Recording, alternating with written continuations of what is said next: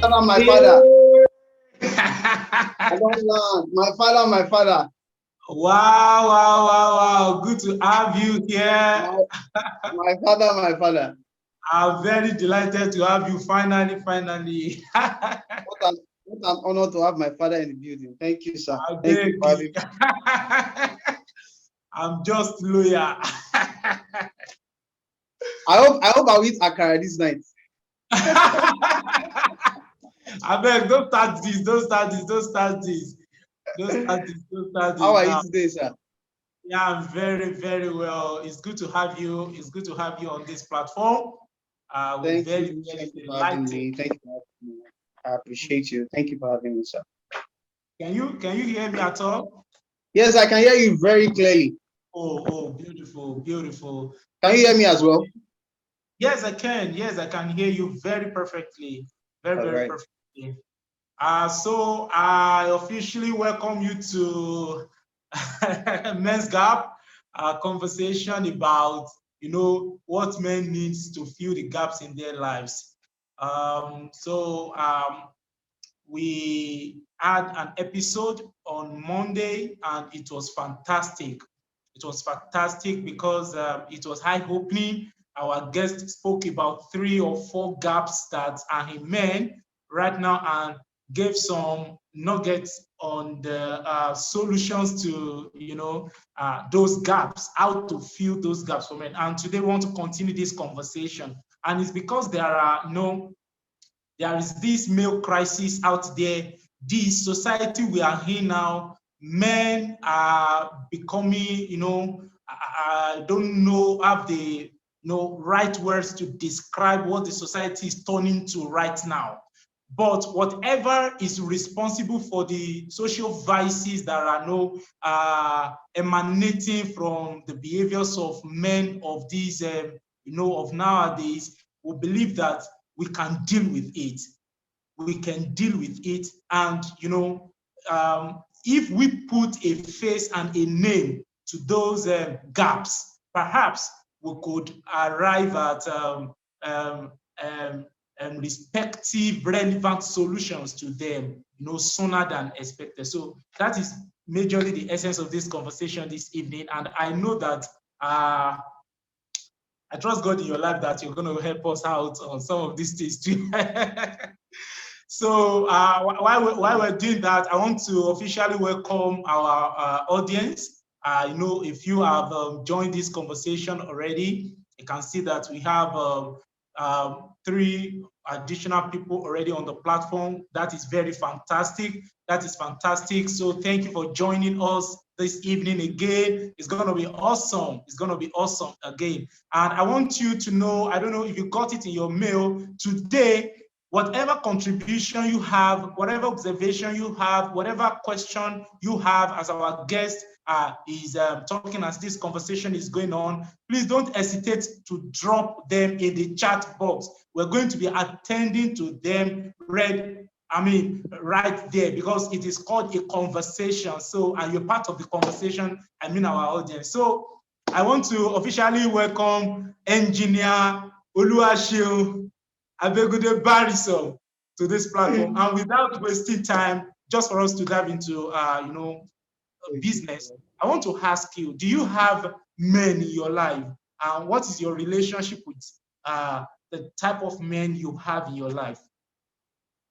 Thank you, first of all, for having me, engineer, biochemist. Thank you so much. That is a setup. Don't set me up. It's an honor. Thank you. I don't take this for granted. Thank you. To answer your question, I have lots of men in my life. I'm privileged to still have a biological father. I have spiritual fathers. I have brothers, blood brother and water brother. I have friends that are male, men. I have superiors that are men. I have contemporaries that are men. I have subordinates that are men. I have acquaintances that are men. I live in a man's world.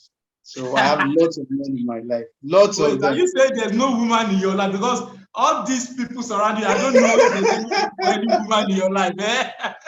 We are talking about men today. So That's right. That's right. don't let us mention women too much. Of course, Okay. there are Okay. women in my life. There are women in my life, but as you have asked, your question was not about men, women. The question is about men, and there are lots of men in my life. Horizontal. I have horizontal relationship. I have vertical relationship with a couple of them. I'm a son to fathers. I'm a friend to friend. I'm a boss to subordinates. I'm almost like I'm also a subordinate to a superior that is a man rather. So it's balanced for me. So that's fantastic. That's fantastic. So I don't want to I don't want us to take any chance this night because it's business and I want you to get to it. So based on the this many diverse relationship you have with men around you, so have you observed any gap in their lives, especially those that have a kind of resultant effect in the way our society, is today? Yeah, there are lots of gaps. So it's just unfortunate that this 30 minutes will not be enough for us to talk about all of them. There are lots of gaps that I have seen. I will summarize them. I think I've been able to bullet about six points or so, and I'll just run through them. Awesome. The first gap I would like to talk about seem to be like the bedrock, is that there's a shortage of men trainers. Let me use that word. There's a shortage of men trainers. Shortage of men trainers. Trainers, yes. So we really don't have people who train the male child to become the man he ought to be. And it's a very big gap, because you are just left to figure out what you need to do. We are left to figure out how to become that man that is responsible. And a couple of us that are responsible, you would agree with me, sir, that we have learned the hard way. We have learned the hard way. We don't have men to train us to become men. And this, I think, is because the few men that we have, that we now call mentors, are the few persons that have documented their success process. So we have people just living life the way it comes, and nobody documents success process. So, sir, that you are looking at me on a blue shirt, whose name is Oyemi. If your son is to ask you that, how did you overcome your fear? You are going to give him an answer. You see, you just have to do this. There is a what that we always tell. Nobody really gives a how. So I think that is our big challenge. We are left to figure it out ourselves. Nobody to train us. How did you become disciplined? How did you buy your first property? Because while we are doing this, we are left to, we are not carrying a consciousness, so we just do it. We don't document the process. And that's why we don't have trainers. You see, the people that are trainers, the man who will teach, there's a difference between, we all cook, but it's not all of us that are chefs. Have you observed? Everybody goes to the kitchen, but it's not all of us that are chefs. A chef will cook the food according to a documented recipe. Let's say, put 2 pinches of salt if you want to get this flavor. Put this. That's why he's a chef. We don't document. There's no documentation for our process. So what the end product of that is that we are not fit to train. So when they just ask you, how do you do this? You say, just have faith, believe in God. Actually, we all believe in God, but it's not all of us that are seeing results. I think that's one of the big problems we have. So it's not all men. If I heard you very well, what you just said is shortage of men trainers. Yes. And most men around us only tell us what. Nobody's actually telling us how. And one of the reasons they are not telling us how is because most men don't document their success, processes. Yes. So I'm just trying to bring this point home for our audience to understand. And like I said the other time, if you have any question or contribution, please, as this conversation is going on, kindly put your questions in the chat box and our guest is going to attend to it. We're going to talk about it. Okay, let me allow you move on. All right, so the second one that I think is a gap that I've seen is imposition of counsel and advice. When you see what did you call that? Imposition of counsel and advice on the other person. Imposition of counsel. So what? Yes, an advice. So when I asked Mr. Okwe to advise me on how to get married, he's going to streamline getting married based on his experience, and he wants me to follow that path. And if I'm not following that path, then I am wrong. You force ideas on me. You force your experience on me, and you want to give me advice. Most people don't sieve out, they don't sieve out the results. What they sieve out is the old process. And I want to give you an example. I don't know if it is right to share this very personal example with you. Okay. All Please right. go on. All right. So there was a time in my life as a growing young man, my physiological hormones, my physiological structure started doing me. My body was doing me one kind. So I was feeling very abnormal. So I walked up to a father figure, a pastor, and I told the pastor how I was feeling. Do you know what the pastor told me? What did the pastor say? The pastor told me to go and look for one sister and be doing the needful. Are you serious? That it is natural, that when he was at my age, that was what he does. But while I'm doing it, I should be very careful. That's an example. So you see, wow, this is a gap now that if not for God, I would have gone that way, and I would have just gone like that, and I would have done it over. You know what? Someone just said. Someone said, I don't think he's a pastor. He's a father figure. All right. So imposition of counsel. It might not be as it has come to me, like the experience I just shared with you, but I've seen it over and over again that when you ask for a counsel from a man, it talks from a place of authority and he doesn't try to understand you, but it talks from a place of authority and impose his experience on you. Okay, but wait. Let's talk about something here. So I was conversing with someone, and the person was talking exactly on this issue of imposition of counsel. And what came to my mind was that there is a difference between experience and principles. Principles are universal. Principles are general. Alphabet A, character A, B, C, D in Nigeria is character A, B, C, D in anywhere in the world because it is founded on a principle. But experience is personal.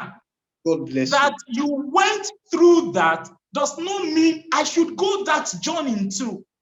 But how do you draw the line as a subordinate, as a son as a son to your father? Your father is telling you to do something like this, what you call imposition of ideas. How do you draw the line between, is this a principle or is this his experience that is giving me? Because I believe what really works is principle. Sometimes what experience that work for Mr. A may not work for Mr. B. So how do you draw that line between, experience and principle as a young man, as someone that is under some authorities? God has given everybody, whether you're Christian or a Muslim, whether you are Hindu, whatever, God has given us willpower. And no matter how much anybody tries to force anything on you, you are responsible for your life. That's right.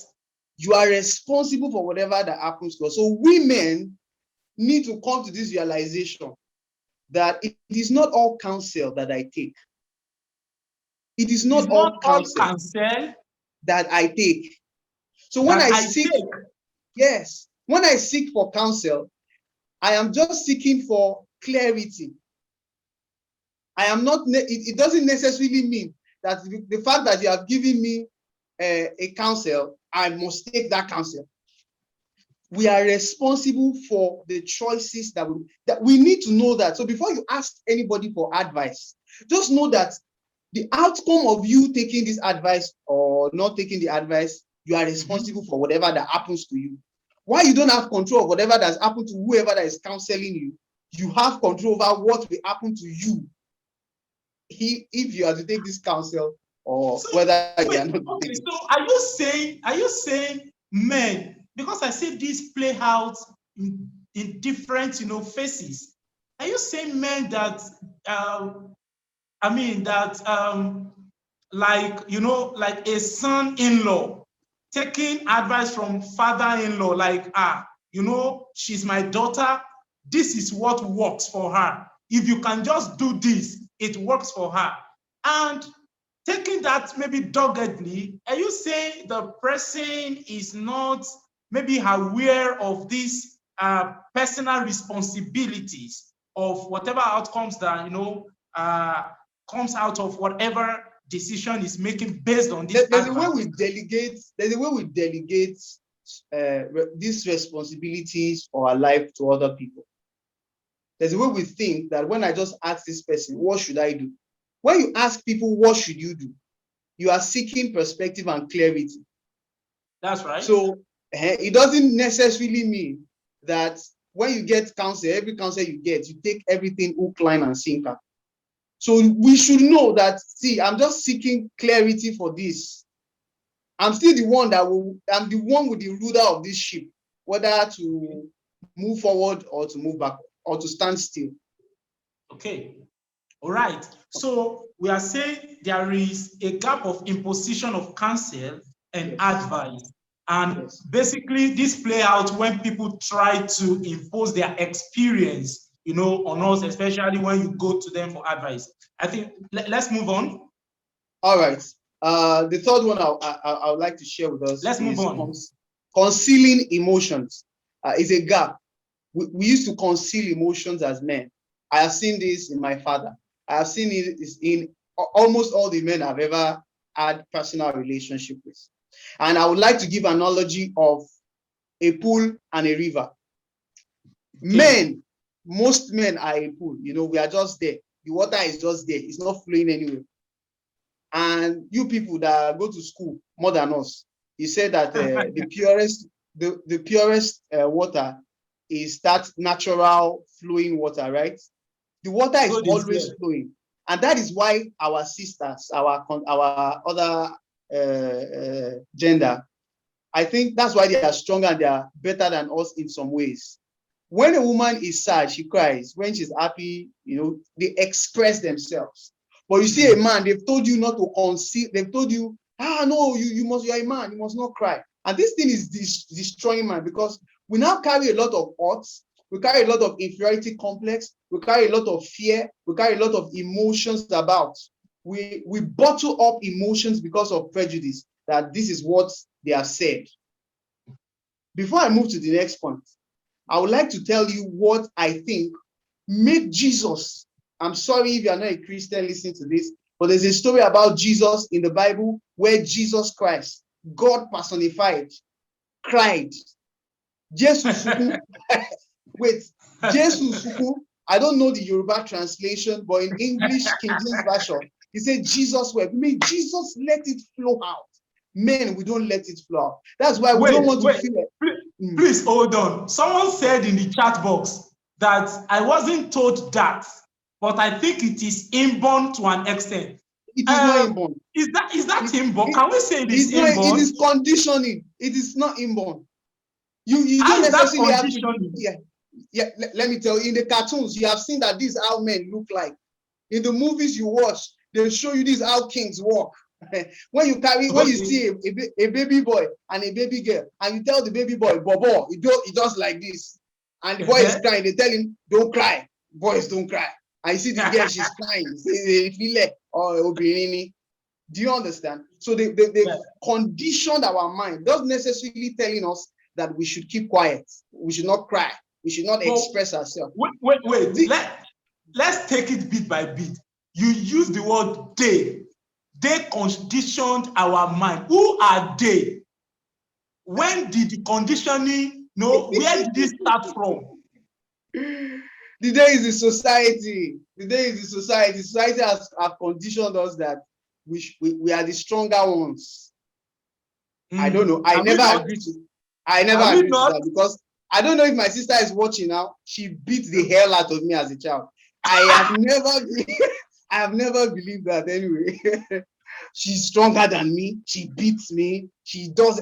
So I have never believed that anyway. So, but the society makes you feel like you shouldn't do that. And see, this is where I'm going with this.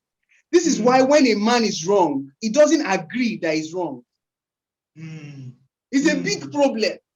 And these are the people who grow up to become leaders of the nation. They cannot retract their wrong decisions because they are men. And you have to show that you are a man. So these things is happening in the small cell called family. It goes like that throughout, even up to the top. So, we are in Africa, and Africa is a very, very special continent. So someone is saying, is this the same thing in the Western world? Like, is what you are saying particular to Nigeria or Africa, or it is like a global thing? It's global. If it wasn't global, there won't be English word for all those things. Wow. That is what there won't be English words for them. Now, number one, they told you, whoever is that, I want the person to think, is it right for a guy to wear a pink shirt? Oh, you just shook your head now that it is wrong. Pink is not for men. These things are conditioning. They've told you that you have to wear blue. Oh, you are superior. Men don't cry. Why does a man want to have 6 packs? He wants to look like a man. And when you look less like a man like me, so they say, look at him. He's not even a man.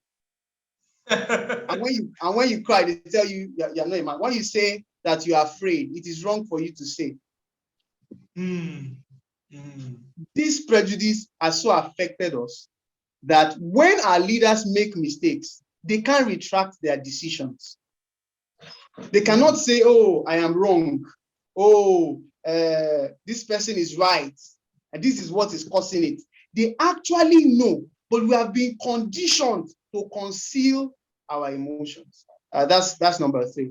And number 4, I'll just run through it quickly. Okay.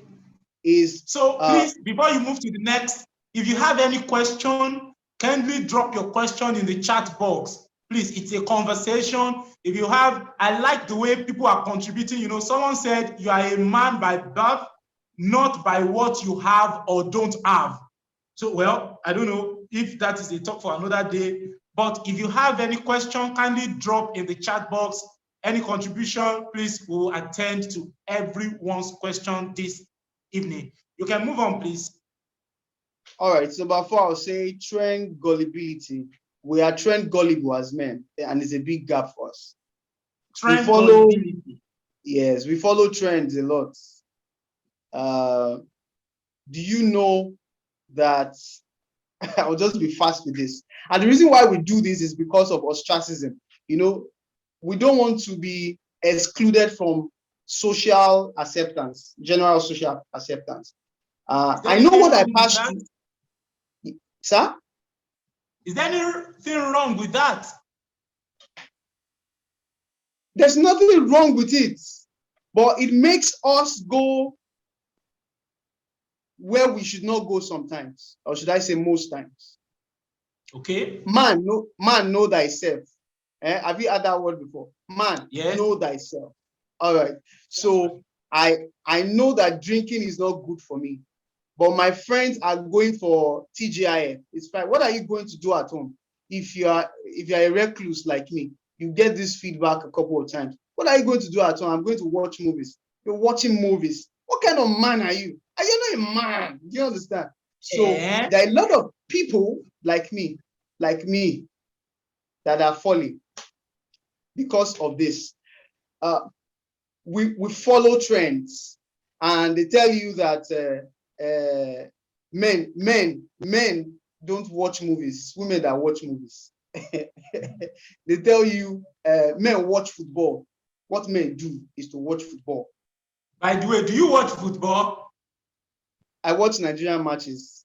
Ah, I'm not saying it's bad to watch football. I'm just saying that is me, and I've been able okay, to know this for myself. All okay. right. I'll round up with this. There's something that happened during Moses' time. Uh, Moses told them, when somebody slap you here, what should you do? Slap your own back.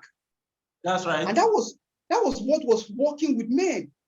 But our Lord Jesus Christ, I'm not a pastor, but Jesus Christ came and said, when they slap you here, turn this place. He wasn't actually asking you to turn. He was just telling you that, you see, it's not all trends that you follow. You have to break some cycle of trends. You don't do things because the world is doing that thing. So the reason why you see a lot of people womanize is because it is believed that you should womanize as a man. It is believed that as a man, You have you drink. heard the saying? Have you heard the saying that they say that if you're a man, if you don't smoke, you must drink. You If you must don't drink or drink, you you must humanize. womanize. Yes, Oh, I've you have drink. heard Yes, this you before. drink. So So this what trend must happen to you? So they to say, you. So when one is not happening to you and you're hearing this thing all around, you start feeling incomplete. Like, are you sure I'm a man? I need to be doing one to complete, to easily blend into this trend. That's the fourth one. I have two more, and this two more seems very dear to my heart, and that's okay, relegation of purpose. Is a great gap relegation among of people. purpose. Yes. Okay. Two things. When anytime you hear the word purpose, that word has been religionized. It sounds like a church word now. So when you say purpose to a vulcanizer by the street, when you say purpose to any man that you know, the person just think you're about to preach to him about Jesus Christ. Wow. So we have religionized purpose, and it's a big gap. Um, Men are more inclined to their duties than their purpose. Wait, stop Men, scattering this table. What are duties again as against purpose? all right. One of the purpose why God created woman for reproduction is to finally give birth. This just follow me. Is to finally give birth. The woman is to give birth, but her own duty in giving birth is to carry the pregnancy. Yes. Her duty is to carry pregnancy. So her purpose is to reproduce. Okay. So we are carried away by duty. A man is to provide. You go and look for money. Why are you That's not right. doing this? Go and look for money. You have to provide for the family, and that's what everybody is doing. Or should I That's say, right. what most people, is a duty in our purpose. It is, we are just carrying a pregnancy and we are not really giving birth. Purpose is the intent for our creation. So when God created man, whether you are a Muslim or you are a Christian, God doesn't make mistakes. There's a reason you are not here by mistake. So now that you are here, what is your work? Why do you think God has created you? Are you just here to have family, born children, and be provided? That's not your purpose. And your friend that I know that two of you will take selfie in heaven, your friend, He said that when the purpose of a thing is not known, abuse is inevitable. The reason why you are seeing so many abuse of our gender is because we have relegated the place of purpose. We have religionized it. We are focused on duty, and we have really abandoned our purpose. It is not wrong to carry out your duty. You know, they say duty is obligatory task. So tell me, what is the work of a man? Your work is to provide for the family. So after provision for family, what is next? Is that all there is to your existence? You can't stop providing for the family. You can't stop providing for the family. You can't stop. But that is not the reason why God has created you. Can you see how big an elephant is? If God wants this world to be filled with elephants, He's just going to create more elephants. That is the reason why I'm alive. There's the reason why you're alive. There's the reason why God has created you. I draw a lot of inspiration from Brian Stevenson. He's not a pastor. He's just a Christian. From his story that I watched through that movie, Just Mercy. He's an American barrister. He's a lawyer who does litigation pro bono cases for people that have been charged on death row. And a lot of people were not meant to be on death row, but because of racism, they are there. And the man's purpose that I believe in this life was to save people from that place. It is not a church thing. It is not a mosque thing. It is not a religious thing. It is just principle. God has created you to fulfill an assignment, and we have really relegated that. That's why you see a political talk. It doesn't. The politician knows or have idea of what purpose is, and the talk doesn't know and does not want to know. So all he's after is, hey boys, hello daberu, I give you 2 million. And say, oh yeah, babu, you just go there. Sorry, I can act if you see me doing like this. Babu, I'm a daberu, and they just go there. They are not going to daberu, which is a vice, because they want to daberu. They are going to daberu because they need money to provide for their family. That's right. They don't know why they are on this earth. So their focus is on the duty. Ọ̀gbẹ́ni, ó jẹ́ lára lọ ṣe kínní yẹn. Bá sáré rówó sí ibo ló ti máa rówó tó máa fi sanwó ilé. Orí ẹ̀ ò pé ni. So can you see that someone is saying for the purpose of this discussion, can you define what a purpose is? Your primary assignment. Your primary assignment. That's PPA. We've done that. That's your PPA. We've done that during NYSC. Your PPA is primary place of assignment. But I will just simply put it. I know there are better teachers than me, but I'll just simply put it. There is your primary assignment on this earth. There's a reason why you're here. There's an intent of God for your creation. There's an intent of God for all the experiences that surrounds you. You know, one of I think if I'm not mistaken, the first Indian film that ever won an Oscar, I don't know, I'm not sure, but I know the movie won an Oscar. I saw the movie many years ago, Slumdog Millionaire. The guy won in the story. He won Who Wants to Be a Millionaire, the Indian version. And how did he win Who Wants to Be a Millionaire? He won Who Wants to Be a Millionaire by the experiences that surround his life. So you see all those your experiences, all the things you're experiencing, where you are born, all these things, there's a primary reason why these things are there. So it is left for you to now find what these reasons are. Why are you having these experiences? Why do you have this temperament? There's a reason for your creation. Okay, you're not just here. Okay, so I don't want us to, because of our time, I want us to bring this home now. You've mentioned 5 things. You've mentioned the shortage of men trainers.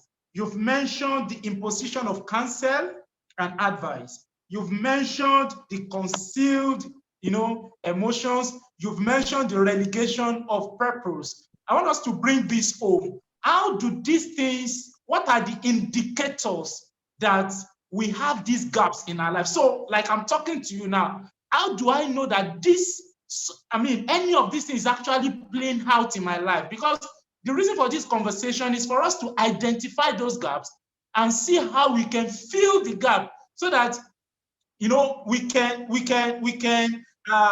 we can expand our potential accurately in our own sphere of influence. So what are the indicators that will make me know that, I have renegated my purpose? I am taking advice wrongly. So how do these things play out in our society? How do these things contribute to the way our society is today? How do I know that these gaps exist in my life? It's very easy for you to know if you've relegated purpose. It's just for you to ask all these points that we have mentioned. Ask yourself a counter question to these questions. Okay. The things that I do, for instance, why am I doing them? That's number one. Number two, if all the money you need in this life, or I'm still talking about purpose now, all the money that you need, if I give you $1 billion now, what is left of you? That's where you see that really it is now that you just start thinking about it. Okay, I just credit your account, I don't have the money. Don't think I have credit your account. If I credit your account now with $1 billion and you have all the money, what is left for you? You're going out and coming in. You will now see that all these things that you think you've been doing is just a duty that you've been trying to fulfill. You've been trying to put food on the table. So aside from putting, what about other factors you've mentioned, like the shortage of men trainers, imposition of counsel, all these concealed emotions? How do they play out in the society? How do I know? What are the indicators? Indicators for shortage of men trainers, of course, we see it all around. How can I become a politician? I want to become a governor. How can I become a governor? Do you know what? This information, you can't find it on Google. The real way, like, how can I become a governor? I'm just using that as an example because I know you have a little experience. You can't find it. And that's why Godfatherism, for instance, will always have its place in our society. So we don't have men who will teach us these things. Where can I learn? Where do we find these men? We ourselves that are, myself, yourself. That's what I think this conversation is all about, to stir this thing up in us.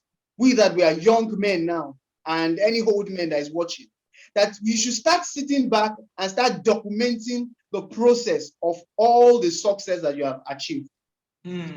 By so doing, I can talk to somebody else. I can talk to my younger brother and say, see, young man, this is how you would do it. And find it very easy for him. That's why you see, they say the rich gets richer, because once I have money, I know what it takes to have money.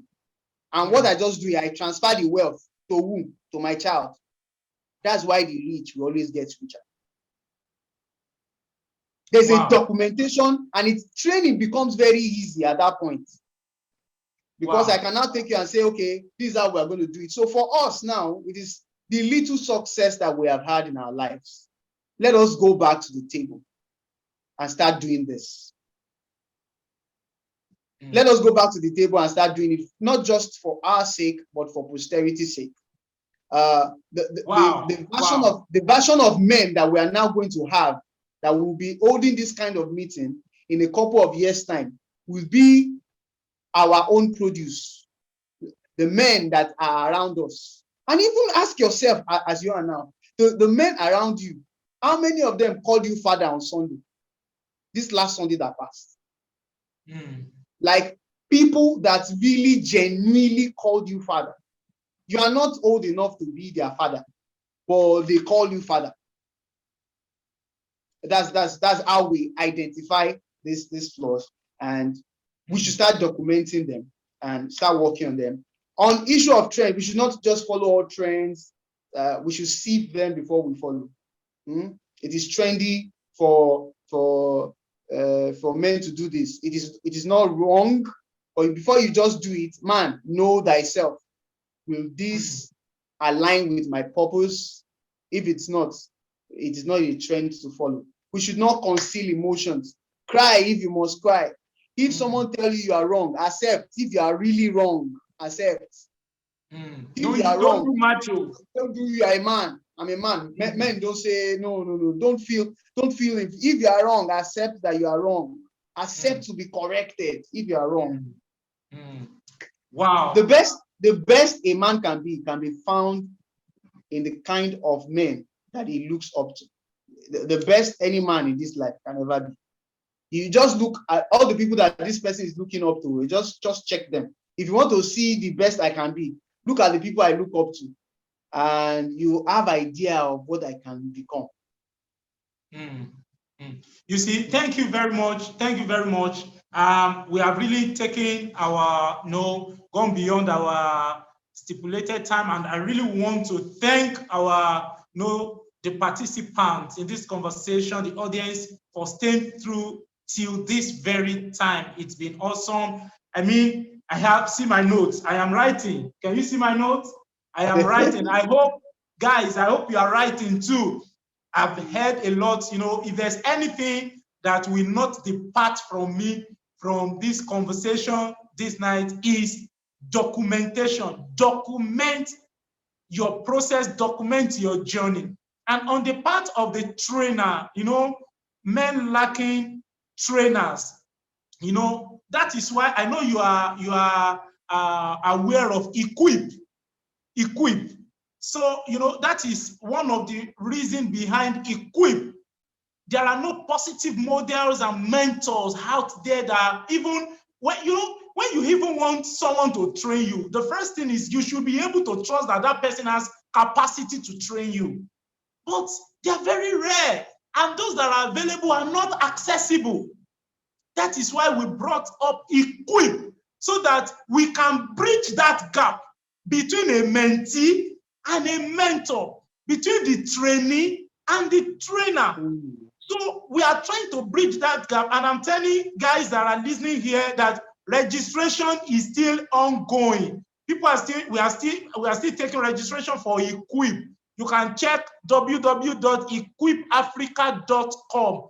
We are connecting diverse profiles of young men to mentor communities, so that some of these gaps that we are mentioning, we will fill them early. It will not be too late. We won't be reaching 60 before we are looking for someone to mentor. I don't know when someone is mentoring you at 60. I don't know what else you actually live. So I encourage you, go to Equip. You can type Equip on Instagram, on Facebook. You see it there. You see the link there. Register for Equip. It is a 12-week mentoring program. And you're going to meet great men. The flyer is out there. You will get it. So on this note, if there's no question or contribution, again, from our audience, Mr. Sheo, Engineer Sheo, Abegunde, I really want to say thank you. I know you are loaded. I know you're awesome. I know it's even just because we have limited time, you do more than this. But I want you to know that we do not take your coming and your contribution to this for granted. We are sincerely grateful. And guys, I want you to unmute your microphone and say a big thank you to our guest this evening, please. If you can, unmute your microphone and say a big thank you. Grateful.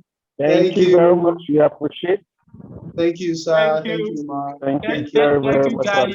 I believe we have learned a little bit more. So this conversation continues. I'm going to be in your email. I'm going to be in your inbox to let you know when we are bringing someone else up here to take this conversation further. Thank you, everyone. I sincerely appreciate your patience, your time, but most importantly, I want you to live and win. I want you to be productive.